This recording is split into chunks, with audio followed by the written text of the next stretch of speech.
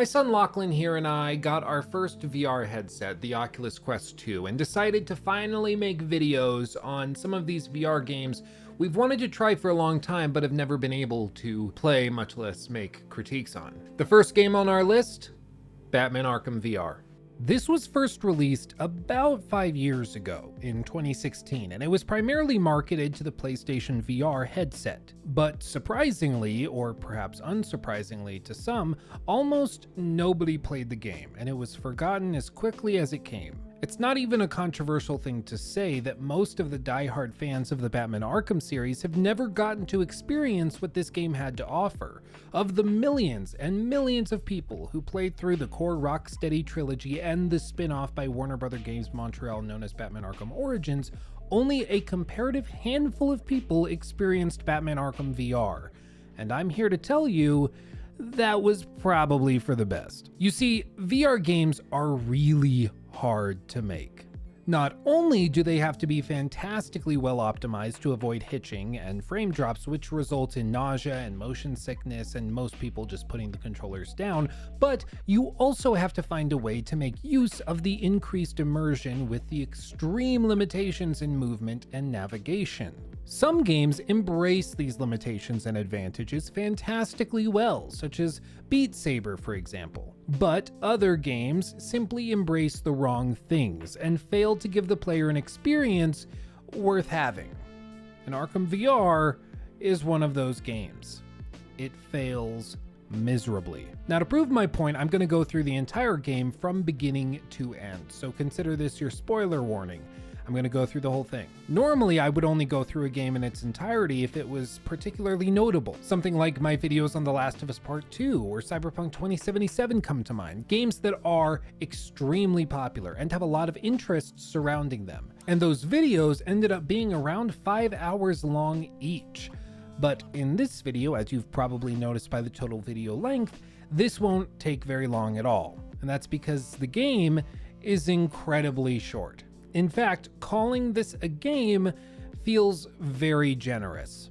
At its core, this really is just a tech demo that Warner Bros. Decided that they could sell for a quick buck. The fact that you have to pay anything for this just feels wrong.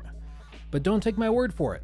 Let me prove it to you. We're going to go through the entire game, start to finish. But first, thank you to our sponsor, Displate. Displate makes one-of-a-kind metal posters which are designed to capture your unique passions. They have countless officially licensed designs from your favorite franchises, original artwork from premium artists, and to make it all better, they can even be mounted without any screws or nails using their minimalistic magnetic mounting system. And speaking of the mounting system, because it's magnetic, you can also quickly and effortlessly swap out different plates based on your mood, the time of year, or even just for the heck of it. The quality of the prints is off the charts, and every single plate is signed by the master of production to ensure that the highest quality is maintained. I've been a fan of Displate for a very long time. I even had 3 that I regularly swapped out in my old office, and I still have all of those, and all of these new plates that they sent over will be a welcome addition to my collection. You should absolutely check them out today. And as if all of this weren't good enough, when you click on the link in the description box below or in the pinned comment and order some plates of your own, you'll be supporting this channel. So ahead of time, thank you. Again, check them out at the link in the video description box below. When the game first boots up, you'll be asked to calibrate the system. You can choose to sit or to stand throughout your time with the game. And without a doubt, I've tested both, playing through while standing is much, much better. Nothing sucks more than reaching for something on your tool belt as Batman and then hitting the armrest of your chair. Not to mention that the game is calibrated with the expectation that you're standing. So if you are sitting, the tool belt will be towards your knees, the batarang, and the grapple hook will be down by your calves. It just doesn't work well. Regardless of your choice, you'll be transported into the menu screen, which is a rooftop within Gotham. And when I first saw this, I was really excited. There's so much detail packed into this scene. It's really admirable. All of the signs on the buildings, the traffic on the street down below, the sound design, all of it made for a great first impression. I was ready to explore this world and delve into every nook and cranny. After all, if this offered even just a sliver of the Gotham we saw in Arkham Knight, or even Arkham City for that matter, but in virtual reality, I would be a very happy camper. But based on the opening of this video, I'm sure you can decipher that I was a very unhappy camper by the end of this. From here, you start the game, and you're transported into the opening scene.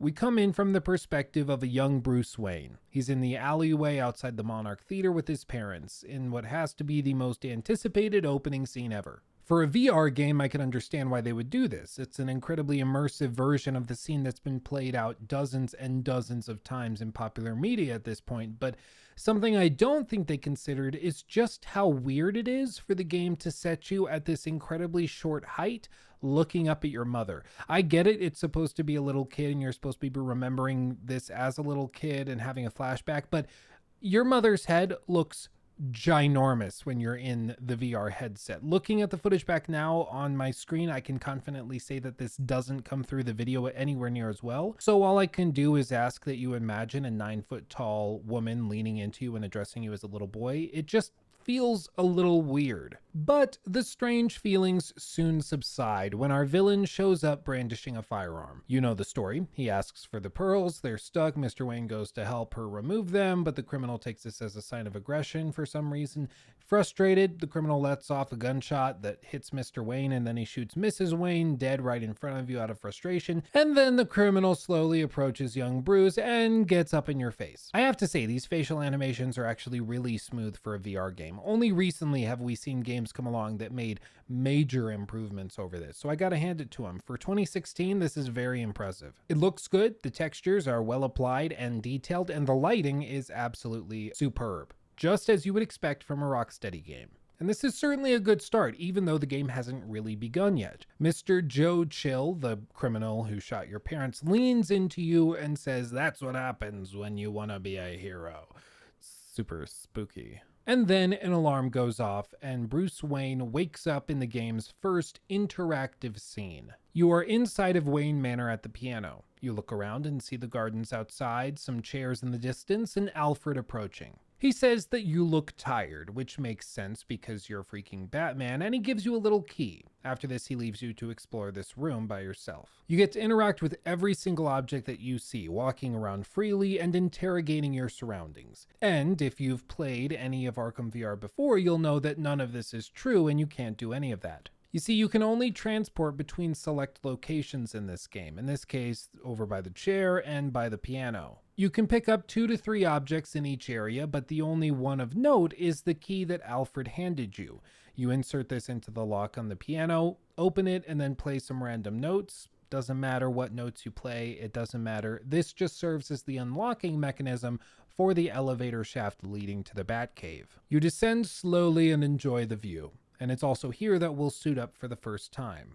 And the only time. You get the gloves on, the cowl, the suit itself, and you're given 3 tools that you'll use throughout the entire game. A scanner, which you can use to investigate crime scenes and illuminate dark areas, a grapple hook for navigation and retrieval of far-off objects, and of course, batarangs. These are all attached to your utility belt that's around your waist. So, with everything set, you continue descending down into the Batcave itself. Once you're down there, Alfred shows up and tells you that Robin and Nightwing are missing. You don't know much more than that, but Batman concludes that you can go to the Bat computer and try to activate the tracers in their suits to figure out where they may be. So, you do it. But I should also note that you can explore the Batcave a little bit more here. There's a videotape that you can play that shows Joker and Robin after a successful brainwashing. Sufficiently depressed, we move on to other things in the cave. Based on the things you discover in the game, you'll also unlock different statues that you can look at, different vehicles to analyze, and you can even perform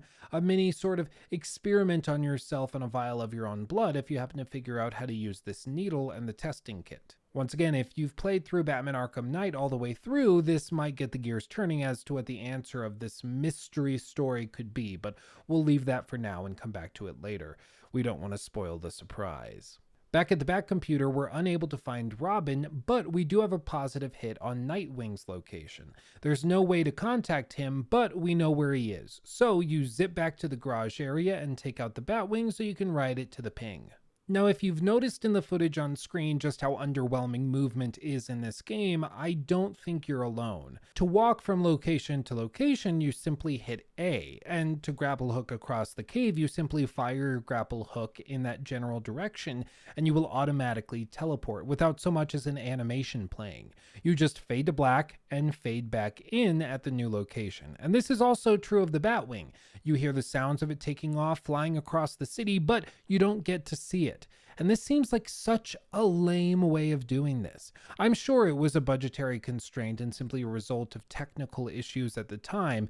After all, this is 5 years old at the time of this video's recording, but it doesn't change how lame this feels. And I don't think I'm going out on a limb when I say that this would be underwhelming 5 years ago, 3 years ago, or today. Even a pre-rendered clip that plays as you travel for 15 to 20 seconds across the city would be welcome. It just feels so weird to get into the Batwing, something that many Batman fans have fantasized about doing for their entire lives, only to have that experience ripped away. I'll leave it there because I could keep complaining and ranting about this for another hour if I could, but then this video would be longer than the game itself, which seems innately wrong to me. And that's coming from me, Luke Stevens, the guy that made those 5-hour videos. Disappointed at the traversal mechanics, we arrive at our destination. We're standing on a fire escape in an alleyway in the heart of Gotham. There's some good details here, such as what I assume is a nod to the Mad Hatter inside the window, and the great environmental design with the trash strewn all throughout. Having admired your surroundings, you teleport your way down to the ground and find Nightwing collapsed dead on the ground.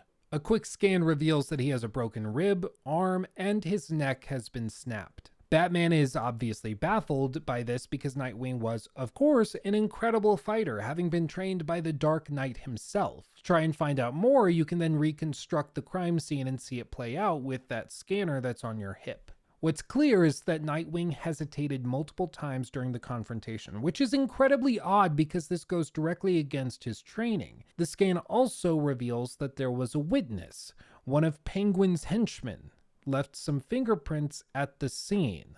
So now Batman knows where to go next. He has to find this henchman and interrogate him. So you call in the Batwing and leave for the Iceberg Lounge. Now, quickly, I know it's pedantic. I know that it's super, super stupid, but it really weirded me out and bugged me how you just leave the body in this alleyway. Maybe he's trying to preserve it in case there's more information to be gleaned from it later, but that seems like a bit of a stretch. And there's not even dialogue where Batman says he'll have Alfred send for the body or anything. You just leave, and it's weird to me. Who knows, maybe he does load him up in the Batwing and take him away, but we don't get to see it because no animation plays. It just fades to black and that's it. Regardless, we arrive at the Iceberg Lounge and post up outside. There's been some sort of explosion that we can see debris from, and Penguin is lecturing one of his henchmen who is apparently responsible for the bombing, but not directly.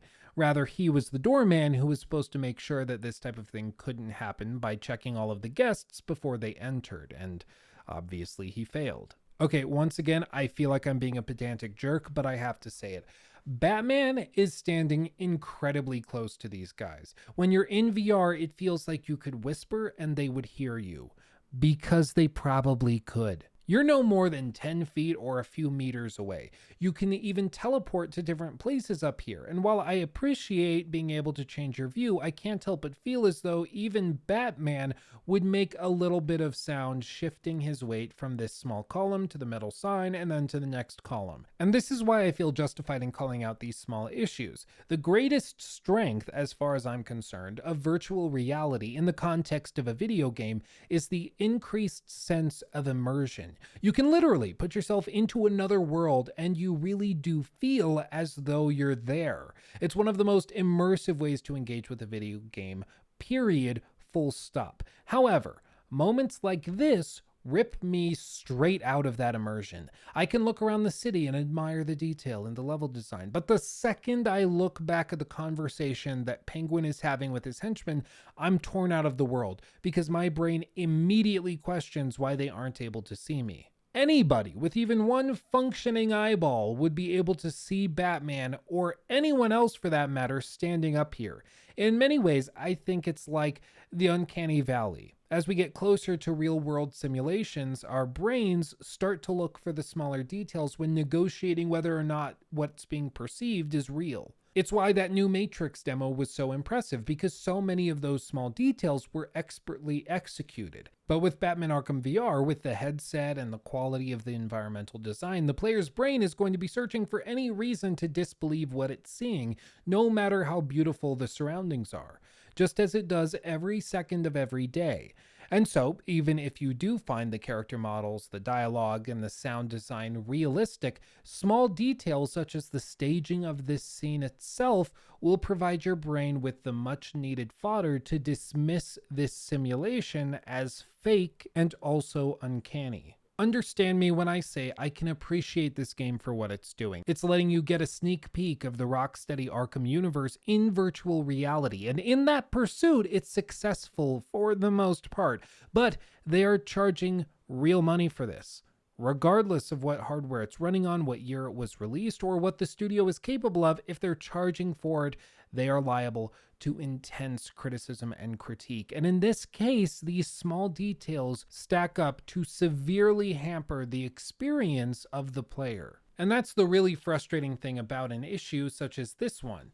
It's a matter of staging. If Batman were a little bit further away for this opening bit, it wouldn't be so strange and awkward. But instead of the player feeling like they are Batman watching Penguin interrogate some of his own henchmen, it just feels like you're watching a play with an arbitrary fourth wall drawn between you and the characters down below. And it just feels off. But setting all of that aside, the Penguin interrogates this poor fellow for a bit and really seems as though he's about to throw him off the building.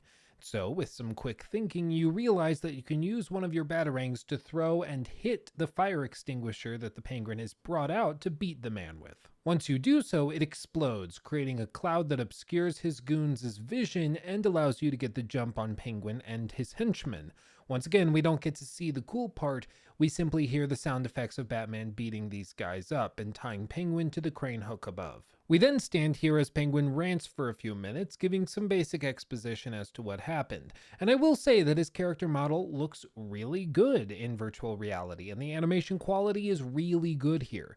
You can't do anything funny, unfortunately, such as poking his eye or slapping him in the face, or rather, you can, but he won't respond. Another one of those inherent difficulties with virtual reality. People are very unpredictable and do weird things. You can't account for everything that they do, of course, so you have to build a system in a world that's entirely dynamic and responds organically to different stimuli. But to put it frankly, this just isn't possible yet. It will take many years of advancement in the fields of artificial intelligence before we reach that point. And who knows, maybe by the time you're watching this video in 5 years, we will have reached that point and you'll be laughing at how naive I sound. But as of today, this just isn't possible. So I will admit it's unfair to hold this against Rocksteady, so I will leave it there. What we do find out from Penguin is that the explosion was likely set off by some sort of rival gang or an enemy of the club's.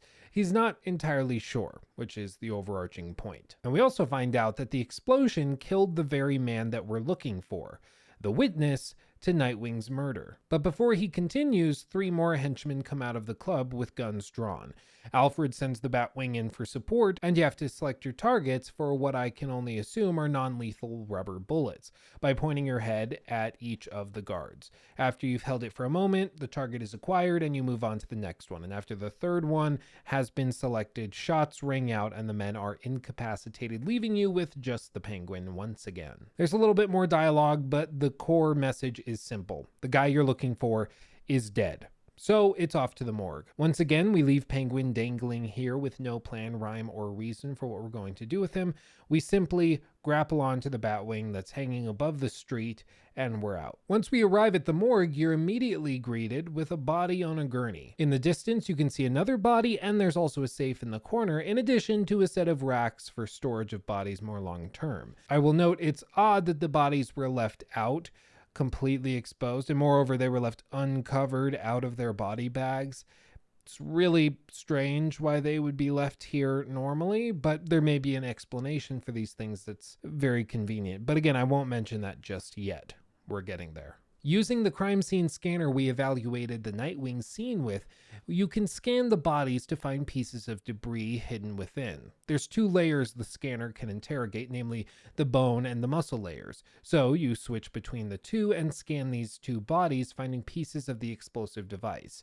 But there is a third body that we need to search as well. This one is locked away though. While exploring the room, you can find a note which says that the key to that case full of bodies has been locked in the safe. I searched the room up and down for a passcode, and when that turned up absolutely nothing, I entered a bunch of random numbers on the safe. Still nothing. Then I remembered I have a freaking superhero's crime scene scanner on my waist, and I used that to scan the buttons, revealing which digits were entered for the passcode, and from here it was just a matter of trial and error to see which order they needed to be pressed in. Thankfully, there were only 3 buttons and there were no duplicates. Inside, we find the key, use that key to open the storage container, and we remove the body and scan it to find the last 2 pieces of the bomb. We then get to assemble the pieces that we've scanned back into their original form in what was one of the more frustrating puzzles that the game had to offer. Maybe I'm just stupid, but this wasn't fun. It was just tedious. You have to hold the pieces together at just the right angle for them to connect and snap together. Sometimes it feels very arbitrary, and there were multiple times where I had the 2 pieces that I needed to connect, but they wouldn't connect because my wrist just wasn't angled in the precise way the game wanted it to be angled in. Not a big deal, but this could have used a bit more polish. And I should also note that there's a lot more puzzles like this, especially back in the Batcave with regards to the Riddler puzzles, but they're all kind of like this, unpolished and not very fun. Once assembled, we figure out that this is an explosive that's been used in one particular area of Gotham in the sewer systems. Whoever staged the bombing retrieved the explosive from that location, and, it's fair to assume, likely left some traces of his existence in that location. So, once again, we know where to go to next. We leave the morgue and head to the sewer entrance, but first, Batman targets all of his scanners on this area of the city to see if he can locate Robin's tracker now that they know roughly where to look. And sure enough, they find a corrupted and distorted transmission. It's clear. Robin is still alive, and he's being held in the same sewer where the bomb originated. Odd. It would seem that these 3 events, Nightwing's assassination, the Iceberg Lounge bombing, and Robin's kidnapping, are all connected. We grapple up to the Batwing, somehow get transferred into the Batmobile off screen, and head to the sewer. Once you arrive, you're greeted with a closed gate, which is easily opened with a battering throw and a grapple hook switch pull, and then you progress down into the main room. Once we're in the main room, we can see Robin in a cage below. We grapple down to him and he wakes up, but the moment we try to release him, a second cage falls, trapping Batman. So we begin trying to solve the puzzle to let us out. There's 3 fuses next to the electric box that presumably powers the lift to raise the cages off of you. They're labeled A, B, and C, and there's a red button to the left. There's also a bunch of boxes on the walls outside that have buttons on them, but they aren't active yet. So you'll start messing around with the fuses. But the only information that's going to help you is provided by Robin once he opens his fuse box in his cage. Until he does so, you have no idea what you're supposed to do, and for whatever reason, it takes an uncomfortably long time for him to open the box and feed you the information you need to solve the puzzle. Maybe this was just a bug on my end, but I felt I should mention it nonetheless. In fact, it took so long for him to say anything that I started looking around for other things I could use to solve the puzzle. I just assumed the answer must lie somewhere else, so I started throwing a bunch of batarangs at those boxes outside to no avail until Robin finally spoke up. What he does tell you when he finally gets around to it is that the fuses need to be arranged in a specific order based on the numbers they have written on the ends.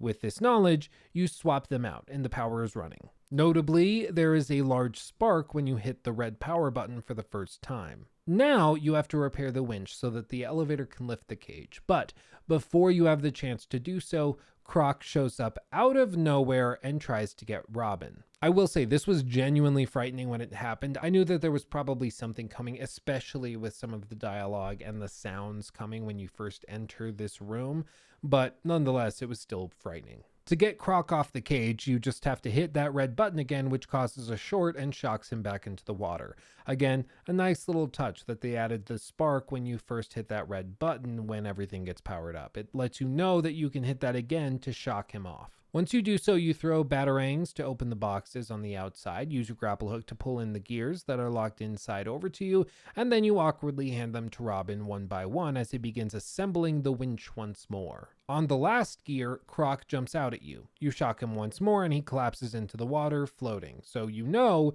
he's not going to jump you, which to anyone who's ever played a video game before will instead signal that you're not at all safe and he's going to jump scare you once again. Now with the winch assembled, you can free Robin. He jumps up to loosen your cage so you can free yourself, but before you have the chance to do so, Croc attacks once more. He slams Robin into the cage, and just as all hope seems lost, you are teleported into an elevator slowly descending a shaft leading deep into the ground. For those of us who have played Batman Arkham Asylum, this will look very familiar. Even the locks on the doors are the same. And once you reach the bottom, this sign hung on the ceiling will all but confirm this suspicion. You're in Arkham Asylum, in the intensive treatment ward. You warp down this hallway, open a few doors, look at some knickknacks, and then reach the end of the hallway that has 3 cells punctuating it. You can find a clipboard that mentions which of these patients are in each room, which is nice because it gives you an idea of who you're about to meet. The names are V. Zaz, A. Wesker, and J. Chill. We all know who Zaz is. Arnold Wesker is also known as the ventriloquist and is based on a creepy puppet. And J. Chill likely means Joe Chill, who is the criminal in DC comic lore who canonically shot Wayne's parents. These are all kind of fun, specifically our Pinocchio-looking friend here, because every time you look away, he moves in the cell. I don't know why, but this was genuinely spooky to me. It actually caused goosebumps. I loved it. It was great. Zaz, of course, is, well, Zaz. But in the third door, when we open it, we don't find Joe Chill from the opening scene.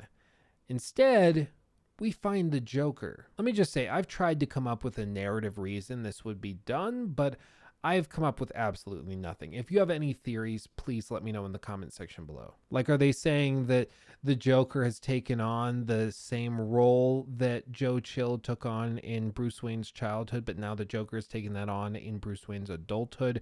So he's the ultimate enemy in his mind, the target of all of his anxieties, frustration, and hate. I really don't know. I could spin it any which way. If you have a theory, let me know. After the Joker speaks briefly, we turn away and we realize that we've been teleported into a cell of our own. And this was so cool, I can't even begin to describe it. I got shivers, goosebumps, and the idea that even the place I was standing in was being teleported into a different reality was overwhelming.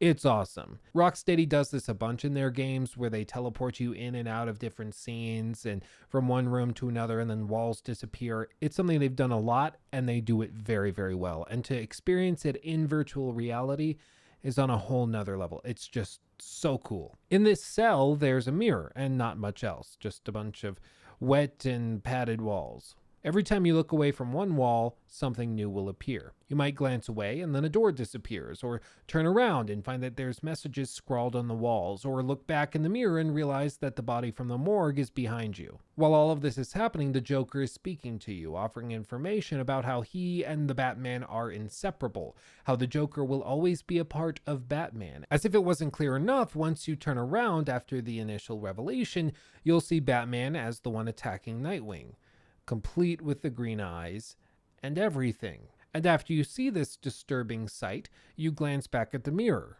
but then you look around and realize that the cell has shrunk around you.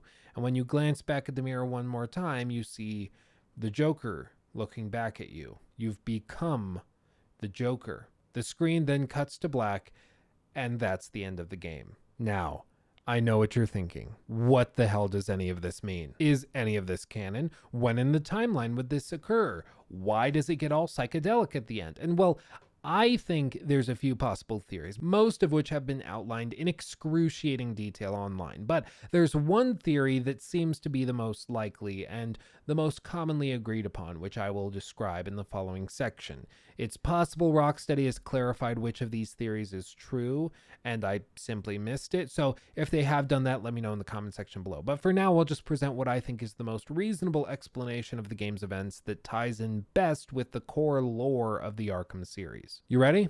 Okay. The entire thing is a dream. A frightful dream.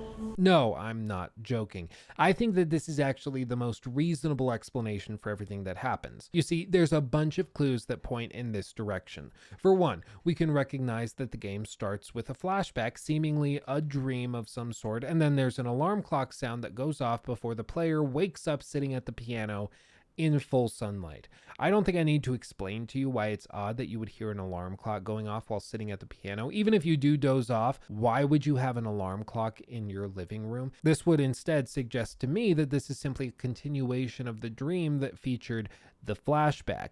Bruce is probably still in bed and just slapped the snooze button after the alarm went off in the opening scene of the game. Alfred also references how tired Bruce looks, a subtle nod as well. There's also some Easter eggs, such as a series of numbers that are found in certain transmissions that can be coded out to simply translate as "Wake up, Bruce." There's also the simple matter of the game's timeline. If these were real events, it would have to have taken place after Batman Arkham Knight, since Nightwing makes an appearance in that game, but dies in this one. As you know, if you finished that game, Wayne Manor was entirely destroyed at the end of Batman Arkham Knight if you reached the true ending. But Arkham VR opens with Bruce in the manor with Alfred, with everything notably unburnt. So this leaves us with two possibilities. Either this all takes place within a dream, or it's in a completely different timeline and isn't canonical at all.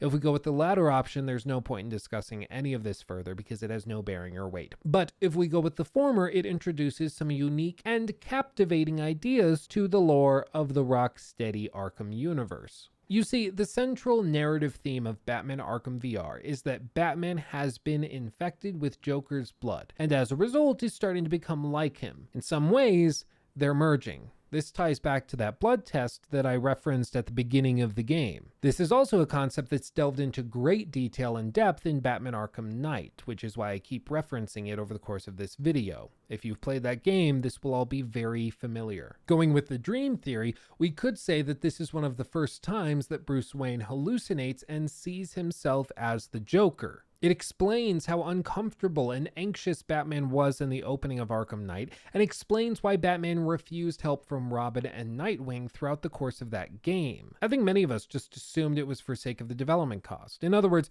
it was going to be too expensive to put Nightwing, Robin, and all these accessories into all of these different scenes with Batman, so they decided to only use them in select sequences towards the end. But if we take the events of Arkham VR as canon, and we say that Batman had been having this dream over and over where he killed Nightwing and caused Robin to be killed by Croc, it makes a lot of sense why he would want to go it alone. He can't trust himself and doesn't want to risk hurting them. It's one of those things that I liked most about Batman Arkham Knight, the idea that Batman was scared not of anybody else, but of himself. The superhero that's built around fear and the embracement of it found himself a victim of the fear he tried so hard to overcome, and the fear that he tried to subject his victims to.